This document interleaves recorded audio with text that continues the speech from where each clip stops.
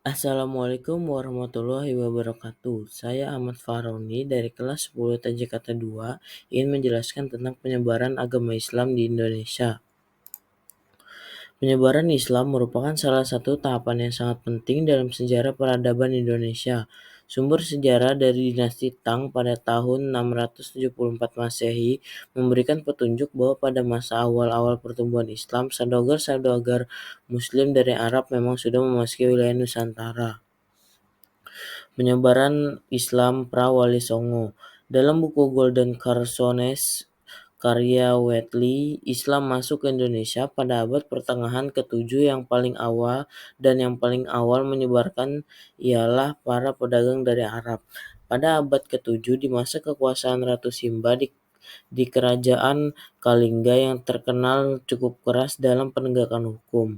Datangnya para pedagang Arab diberitakan cukup banyak oleh sumber-sumber dari dinasti Tang di Cina.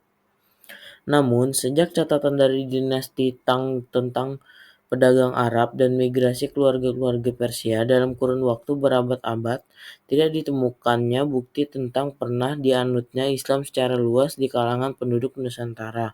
Pertanda yang muncul justru terjadinya semacam penolakan dari penduduk setempat yang tentang upaya penyebaran Islam yang mereka lakukan.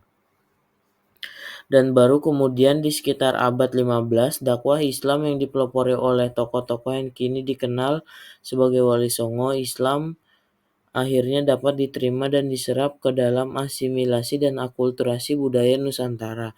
Meskipun fakta dan data sejarah pada masa ini lebih banyak diperoleh dari sumber historiografi dan cerita lisan.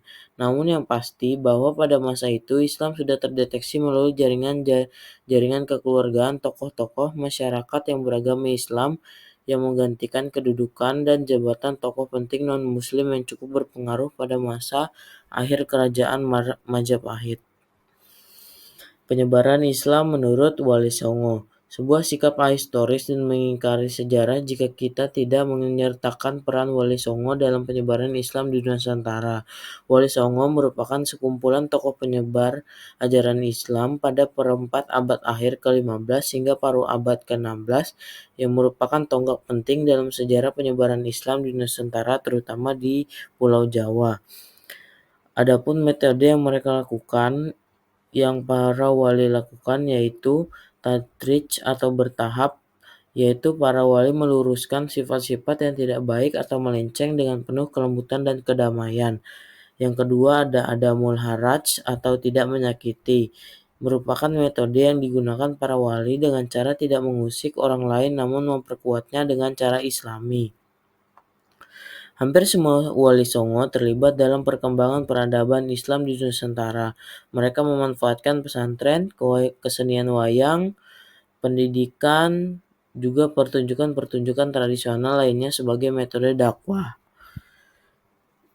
Baik, itu saja yang bisa saya sampaikan. Mohon maaf bila ada salah kata. Sekian, terima kasih. Wassalamualaikum warahmatullahi wabarakatuh.